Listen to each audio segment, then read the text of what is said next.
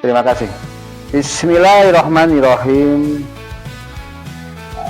Assalamualaikum warahmatullahi wabarakatuh. Om Swastiastu, Namo Buddhaya, salam kebajikan, salam rahayu, salam sejahtera bagi seluruh warga masyarakat Indonesia dimanapun berada yang saat ini menjalankan aktivitas di tempat masing-masing. Jumpa kembali dengan saya, Ketua Umum Gada Paksi Indonesia sekaligus Direktur Utama PT Media Gada Paksi Indonesia, mengudara kembali di live streaming Gada Paksi Indonesia sekaligus live streaming Gada Paksi TV yang pada hari ini Jumat 20 Juni 2025. Pagi hari ini jam 9.10 waktu Indonesia bagian Barat. Jumpa kembali dengan saya Sony Sumarsono yang merangkap menjadi host pembicara monolog, pembicara tunggal dalam memberikan pemahaman, edukasi, dan juga pencerahan sekaligus belajar bersama untuk memahami situasi kondisi baik di daerah, di wilayah, dan juga di pusat atas semua hal tentang kebijakan dan juga kejadian-kejadian yang selama ini terpantau oleh kita lembaga Gada Paksi Indonesia sebagai lembaga independen dan profesional.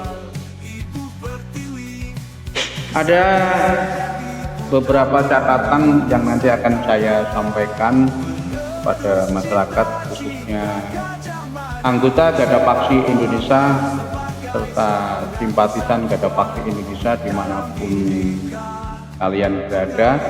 Salam Gada Paksi, salam Nusantara, sehat selalu, panjang umur, sejahtera dalam setiap kegiatan yang telah dijalankan kepada teman-teman anggota Gada Paksi Indonesia dimanapun berada. Kali ini saya akan menyoroti atau sedikit mengurai dan memberikan pesan kepada pejabat-pejabat di lingkungan Kabupaten Kediri dan Kota Kediri dan Karisidenan Kediri, ex-Karisidenan Kediri. Khawatir nanti kita nggak peduli pada wilayah terdekat kita atau wilayah teritorial kita. Namun demikian, saya tetap menghormati masing-masing memiliki tugas fungsi masing-masing. Jadi sekali lagi ini sifatnya adalah edukasi pemahaman supaya kedepannya kota yang kita cintai, kabupaten yang kita cintai, Kediri Raya semakin baik, semakin bagus, semakin sejahtera, semakin makmur, karena di sini potensi ada semua di Kediri, di kota maupun di Kabupaten Kediri. Namun demikian, pro kontra dan juga pengalaman masa lalu harus bisa menjadikan Kediri Raya ini belajar tertib, belajar baik, belajar menghargai dan juga merespon setiap hal yang sekiranya itu usulan dan juga saran dari masyarakat itu sendiri, agar tidak terjadi sebuah hal-hal yang sekiranya bisa diminimalkan. Jadi kemarin kita beberapa saat terus kita bicara mengoreksi tentang kebijakan pusat, tentang dukungan ke Presiden Bapak Prabowo Subianto, artinya kebijakan yang ada di pusat pemerintahan dengan segala tetek bengeknya, dengan segala urusan. Hari ini izinkan saya mengoreksi atau memberikan pesan moral dan juga pesan perhatian kita kepada Kabupaten Kediri dan Kota Kediri, kalau kita yang disebut adalah Kediri Raya. Karena kami Gada Paksi Indonesia, Dewan Pimpinan Pusat Gada Paksi Indonesia ini berada di wilayah Kediri Raya. Dengan demikian kami memiliki tanggung jawab, kewajiban, serta kepedulian kita kepada Kediri Raya agar berkembang bertumbuh baik.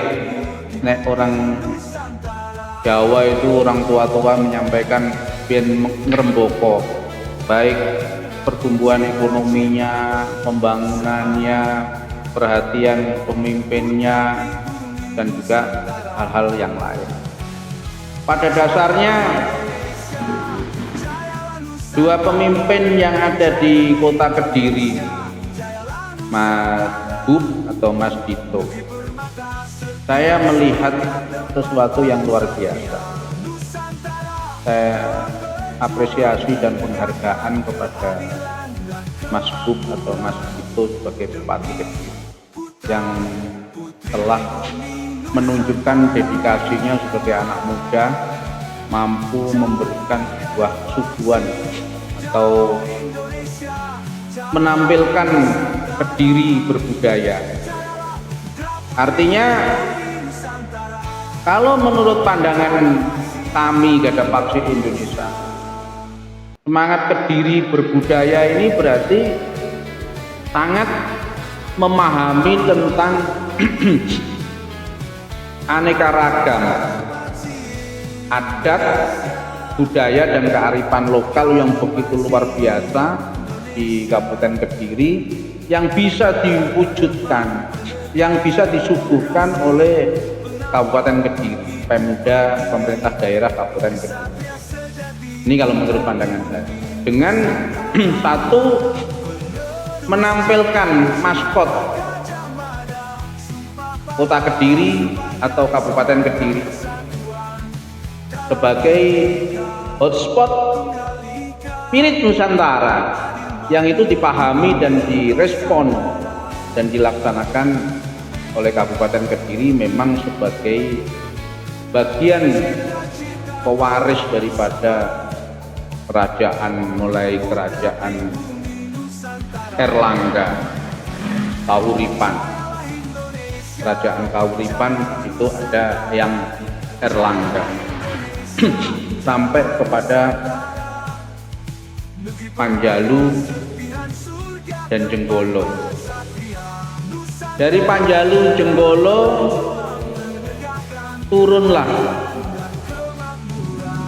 menjadi kerajaan Kadiri, yang mana kerajaan Kadiri pada titik kemasyurannya atau titik masa keemasannya di bawah kepemimpinan yang Gusti Prabu yang Triadi Dewi, dengan memiliki sebuah catatan prediksi yang luar biasa dalam catatan Jongko Joyoboyo. Itu sebuah hal yang luar biasa, sebuah hal yang patut dibanggakan bagi Kediri Raya, sehingga Kediri Raya ini bukan sebuah kabupaten kota yang baru lahir kemarin sore,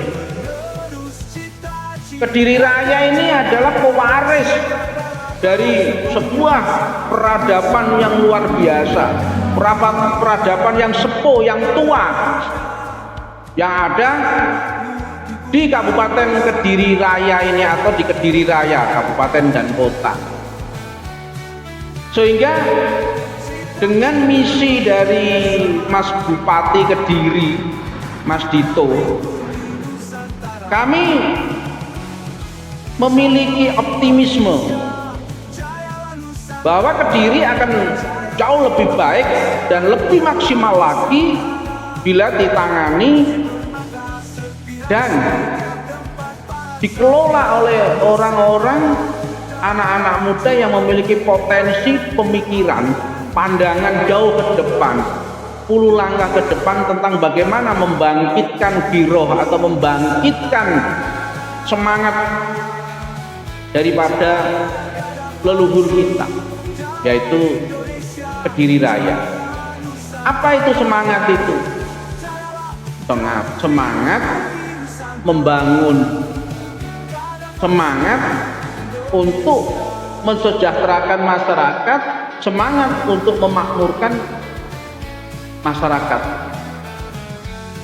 dan semangat meningkatkan optimisme, semangat untuk memberikan motivasi supaya rakyat Kediri Raya ini bangga akan daerah. Sehingga saya melihat perkembangan Kabupaten Kediri setelah dipegang oleh Mas Dito, Bupati Kediri yang sekarang, yang ayahnya juga menjadi gubernur di Provinsi DKI Jakarta. Terlepas dari partai mana, dari mana, dan seperti apa, itu tidak penting bagi Garda Paksik Indonesia. Yang terpenting hasil akhir dari sebuah kepemimpinan, dari sebuah hal yang bisa kita lihat secara telanjang mata bahwa Kediri Raya, khususnya Kabupaten Kediri, memiliki potensi budaya, adat istiadat, kearifan lokal yang bisa diangkat dan disuguhkan bagi khalayak, khususnya masyarakat Kediri Raya.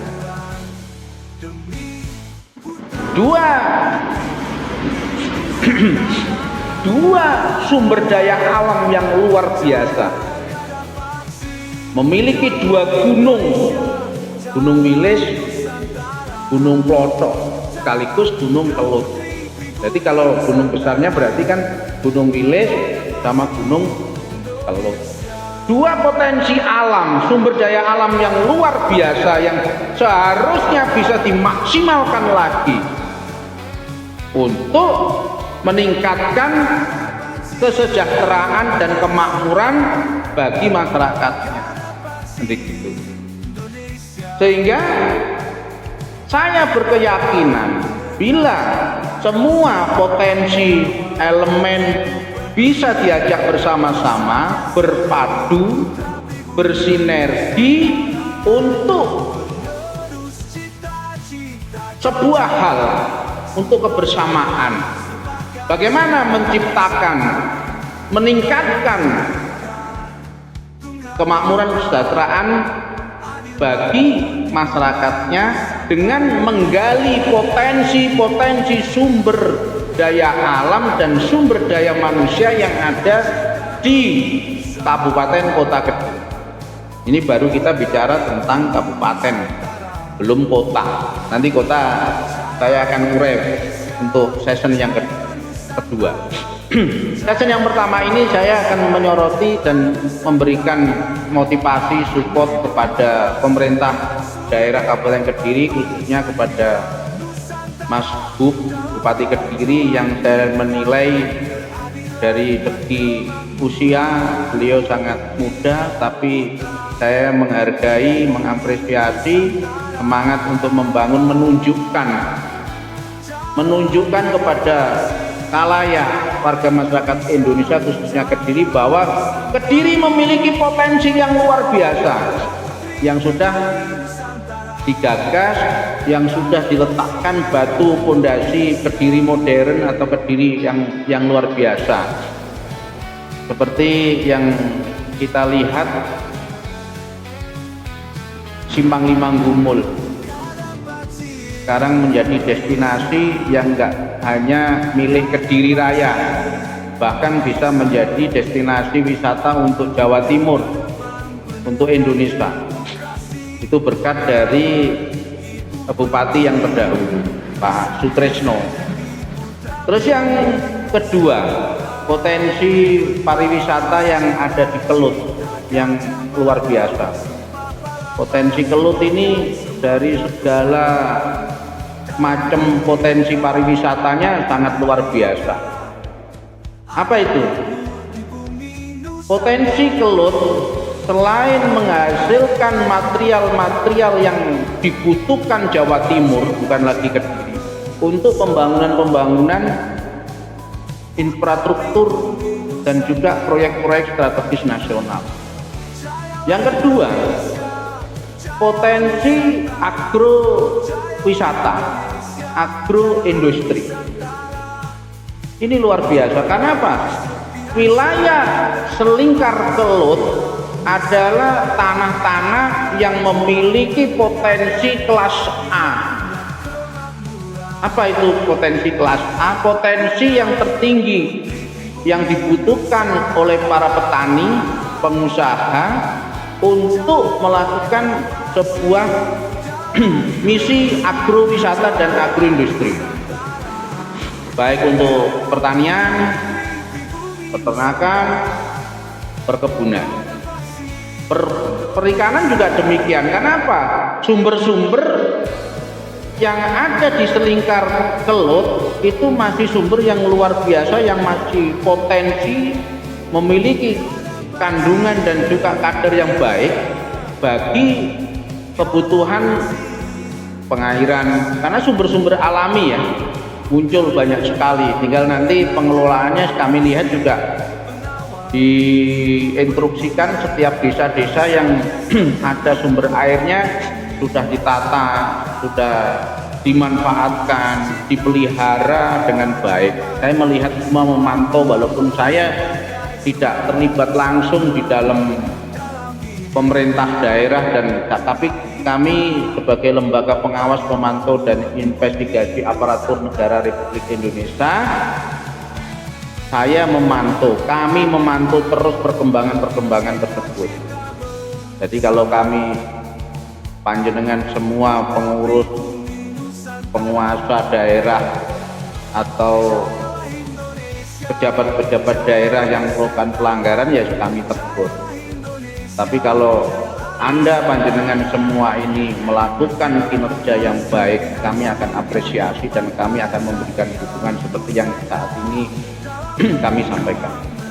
Jadi kategori yang kami lihat adalah Mas Dito, Bupati Kediri ini memiliki potensi pemikiran yang luar biasa untuk pengembangan peningkatan kesejahteraan dan kemakmuran masyarakat lewat PAD Kabupaten Kediri.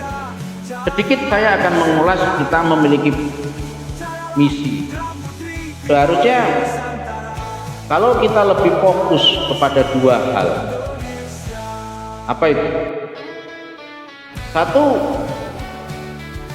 Kabupaten Kediri itu harus difokuskan untuk dua titik. Dua titik itu bagaimana? Satu titik barat sungai sebagai pintu masuk wisata, karena di situ ada Bandara Internasional Ndoro Kediri. Walaupun masih terus kita kritisi, tetapi konsep daripada barat sungai kedepannya adalah sebagai pintu masuk destinasi wisata wilayah Karisidenan, Karisidenan Kediri, bukan lagi Kediri kota tetapi Blitar, Tulungagung, Trenggalek, Jombang, Kediri kota, Nganjuk dan sebagainya. Itu adalah bagian daripada destinasi wisata ekskarisidenan Kediri, bahkan Jawa Timur bagian barat.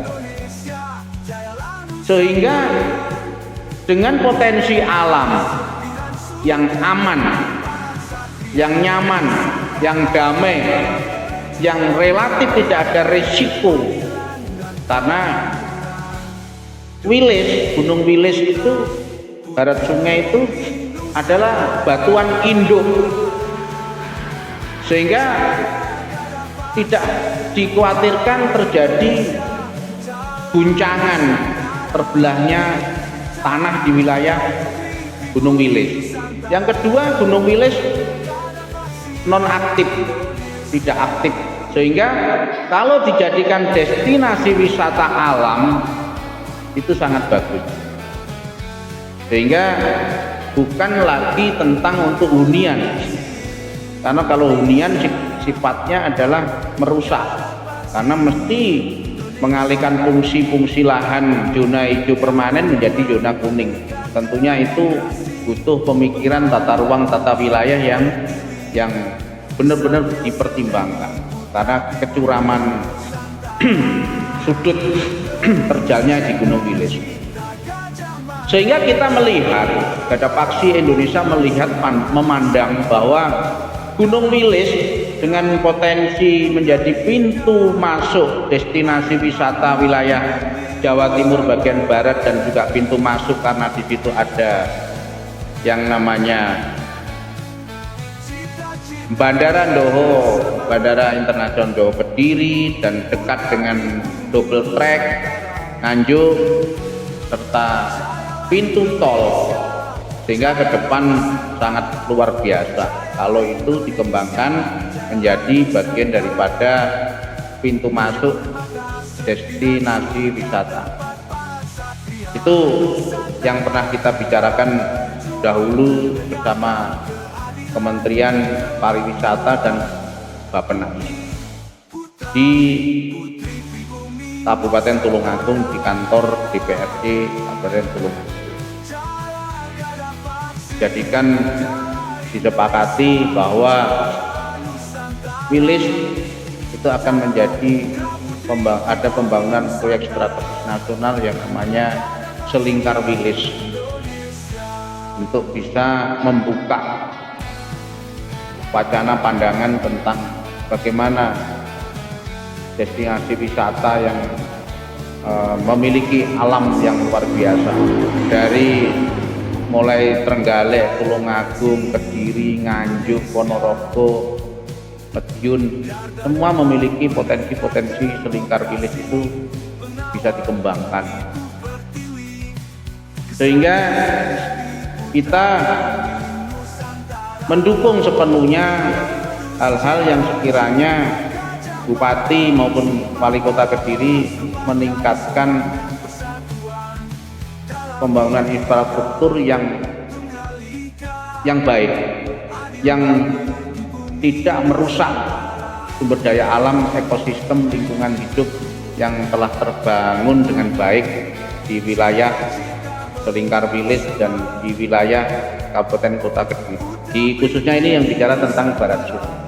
Jadi barat sungai itu lebih condong untuk destinasi wisata alam, karena potensi alamnya, gunungannya, dan juga akses pasosnya yang sudah tertata dengan baik. Terus yang kedua, untuk poin kedua, bagaimana timur Sungai Brantas, karena dulu memang ada Jenggolo itu barat sungai, ada Panjalu itu timur sungai. Karena kehebatan dan juga kebijakan dari Eyang Prabu Sri Haji Joyoboyo, leluhur kita, sehingga disatukan kembali menjadi Kadiri hingga sekarang. Walaupun sekarang bicaranya Kediri, tapi sebenarnya kalau kerajaannya dulu Kadiri, yang mana titik Pamenang menjadi titik sentral, dan Doho termasuk alun-alun Pendopo, Jalan Doho itu yang ada peninggalan di di tempat masjid di belakangnya itu ada yang namanya Kerajaan Doho Kediri atau peninggalan tanah perdikan Doho Kediri. Itu ada fondasi-fondasi kerajaan yang bisa kita lihat sebelum dihancurkan oleh kerajaan Mongol Kublai Khan dengan pasukan Tartar yang diperalat oleh Mojopahit awal-awal itu untuk menghancurkan Jayakarta. Kira-kira seperti itu singkat ceritanya. Itu masa lalu yang harus menjadi catatan sejarah. Terus saya urai kembali tentang bagaimana konsep Timur Sungai yang memiliki ruang wilayah tanah yang kelas 1, ditanam apa aja bisa hidup kecuali kedelai yang perlu dipertimbangkan karena lahan-lahannya lebih banyak pasirnya, mengandung pasir yang cukup tebal sehingga tidak cocok untuk tanaman kedelai. Tebu, jagung, padi, terus juga sayur-mayur itu juga bagus, serta perkebunan buah-buahan itu juga sangat luar biasa. Yang menjadi andalan Kediri adalah selengkar kelut adalah nanas, produk Kediri nanas juga apokat, nanas, apokat, pisang, duren, rambutan itu sangat cocok di wilayah timur Sungai Brantas, masuk dalam wilayah Kabupaten Kediri dan masuk di dalam selingkar kelut. Selain potensi itu ada potensi yang sangat luar biasa yang kalau itu dikelola dan akan menjadikan peningkatan PAD yang luar biasa, yaitu material yang selalu ada, material yang bisa dikelola dengan baik oleh pemerintah daerah Kabupaten Kediri sehingga bisa meningkatkan potensi peningkatan pendapatan asli daerah dari retribusi dan juga pajak yang bila mana itu dikelola para pelaku-pelaku usaha pertambangan itu akan sangat luar biasa. Sehingga kita meminta kepada pemerintah daerah Kabupaten Kediri untuk bisa melakukan pembinaan, pendampingan dan arahan. Jadi pelaku usaha yang ilegal minerba maupun usaha-usaha pertambangan manual, tambangan rakyat itu jangan diancam atau jangan ditutup, jangan dilarang, tetapi dibina, didampingi, diarahkan bagaimana mereka bisa membuat koperasi, bisa bergabung di LSF, di Ormas, memiliki perusahaan perorangan untuk melakukan pertambangan.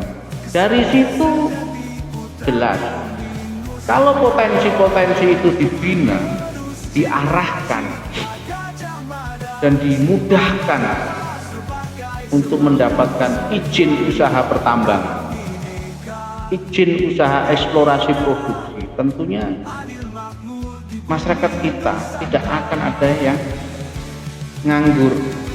Orang-orang kita, masyarakat Kediri Raya akan mendapatkan income yang cukup baik, pendapatan yang cukup baik dengan tetap melakukan pembinaan kepada pelaku-pelaku usaha pertambangan sehingga masyarakat jalan, pemerintah mendapatkan pasokan PAD yang meningkat dari retribusi sehingga bisa membangun infrastruktur jembatan, jalan yang baik. Terus yang lain, kalau PAD meningkat, tentunya kesejahteraan dan juga kemudahan pemerintah daerah untuk melakukan pembangunan di wilayah Kabupaten Kediri. Dan selanjutnya, begitu masyarakat itu, pelaku usaha itu mendapatkan izin eksplorasi produksi, tentunya di situ ada jamrek, jaminan reklamasi bagi setiap izin usaha eksplorasi produksi.